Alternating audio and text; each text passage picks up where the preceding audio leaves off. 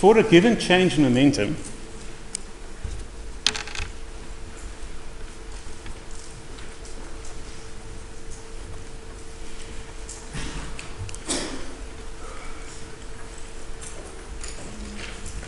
so for a given change in momentum,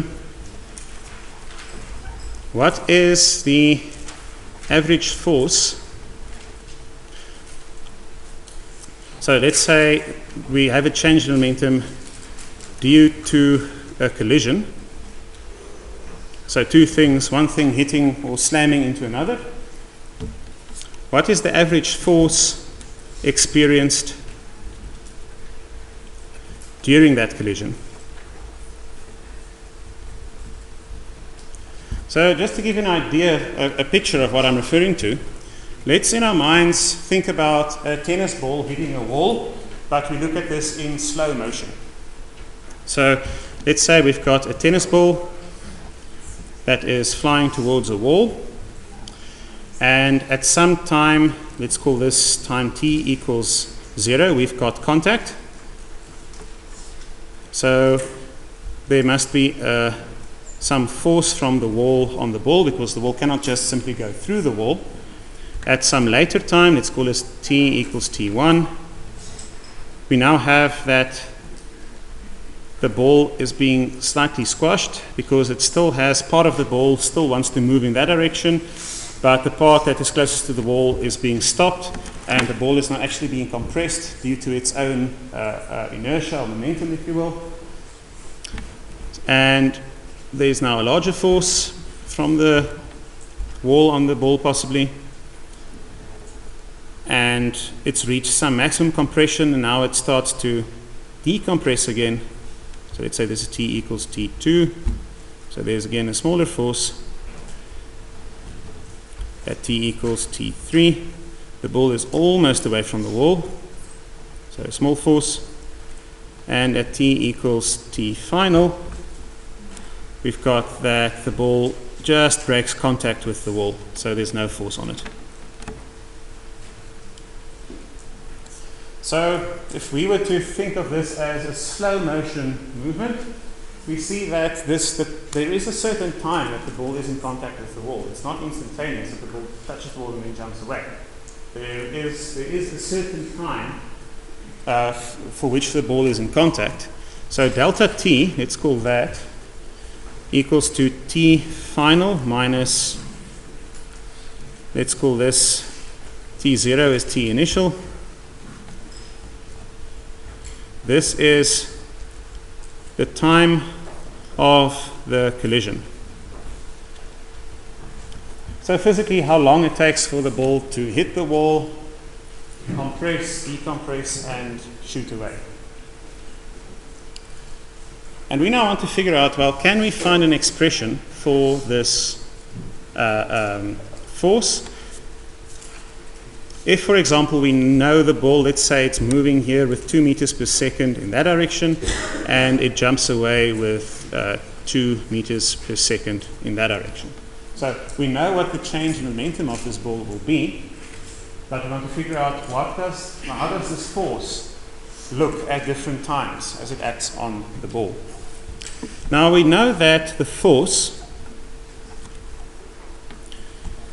so if we view the ball as our system, the external force is the force from the wall. So we know that that force must be equal to the rate of change of momentum of this ball. And we can write this, because it's a differential equation, we can write this as the integral of f over time between the time the collision starts and the time the collision ends must be equals to the momentum after minus the momentum before. Okay, where do I get this expression from? So you're going to see, you don't have to, I'm not going to really expect you to do integrals like this yet, but I just want to show you where this comes from. Remember, in general, if you've got an integral you must always think of as the reverse of differentiation. So let's say I've got an integral and let's use time again as a variable, so between 2 times, of just some arbitrary function f of time. We don't know at all what f looks like, and we integrate over time. And I say this is now equals to a totally different function at t final minus the same different function at t initial.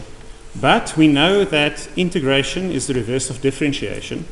So in general, if I take the derivative of this new function g with respect to t, I must get f back. Right, this is how we define an integral. It's the opposite of differentiation.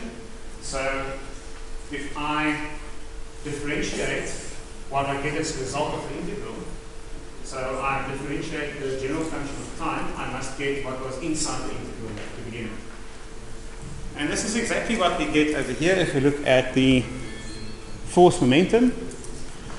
We know that whatever the momentum is, if I take its derivative with respect to time, I just get the force out. So I take the result of the integral, I differentiate it, and I get what's inside the integral. So that's the general way in which you will solve integrals always and ever.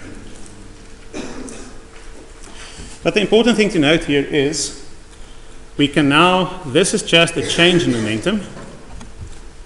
So we can write a change in momentum is equals to this horrible looking integral.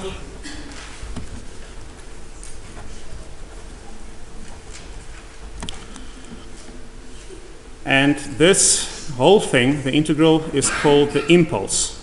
You'll see what this means in a second. Now, I said if you see an integral, you must remember it's the area beneath some sort of curve. So here it implies this integral, if I plot force as a function of time, so force might change with time, but if I plot force as a function of time, the area between these two times underneath that graph must be equals to this integral. So that you must remember. Integrals is always some sort of area underneath the curve. So let's look at just an arbitrary one. So what this means is, let's say this is, I plot force on this axis, and here's my time axis. So for our tennis ball, we might have a force that changes with time. As contact is established, the force increases. Here the ball is maximally compressed, then the force decreases, and right there the ball loses contact with the wall. So this would be T initial, that would be T final, and this whole area over here, this area is equals to the magnitude of our impulse, which is equals to the magnitude of the change in momentum. Right, because this area is just equals to this integral. So it's the integral of force as a function of time. That means if you plot the force as a function of time and we calculate the area underneath that graph, we get whatever this integral evaluates to. But this is unnecessarily complicated because let's say we want only to figure out what the average force is during that collision. We don't care really at specific times what the force is doing. Since this area is equals to the magnitude of the change in momentum, if I now decide to do the following,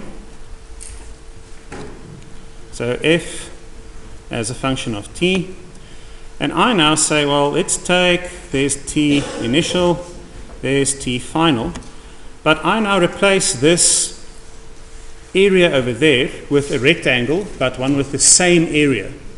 So it will be looking, perhaps look something like this.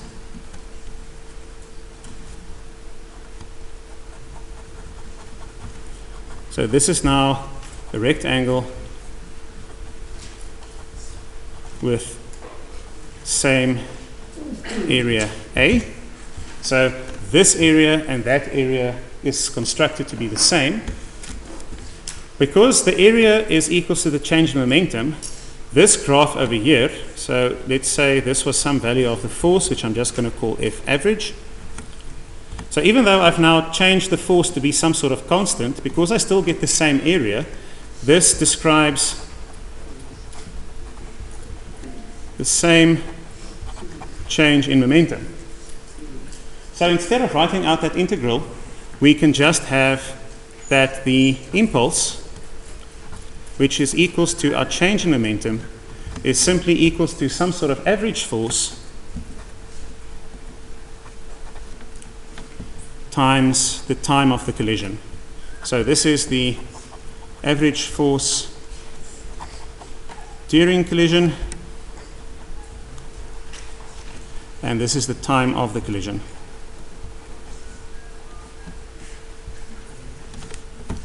Right, so we very seldomly will revert to actually solving that integral you see over there. We will more likely be interested in, on average, what's the force that is experienced during collision. So we know the time of the collision and we know the change in momentum, we can figure out what the average force was. Right, we'll continue with this tomorrow afternoon.